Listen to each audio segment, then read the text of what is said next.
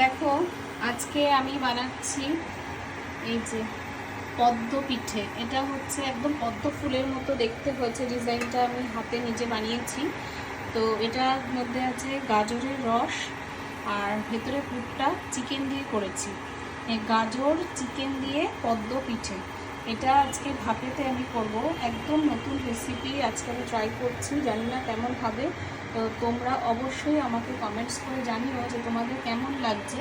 আর যদি তোমরা রেসিপি নিতে চাও তাহলে আমাকে কমেন্ট বক্সে একবার লিখো, আমি তোমাদের রেসিপিটা দিয়ে দেবো। তো চলো, এটা জল গরম হয়ে গেছে। এটা আমি ইন্ডাকশনে করবো, আজকে গ্যাসে করবো না। এই যে বসিয়ে দিলাম, মোমো স্ট্যান্ডের মধ্যে করছি। দেখো চাপা দিয়ে দিলাম।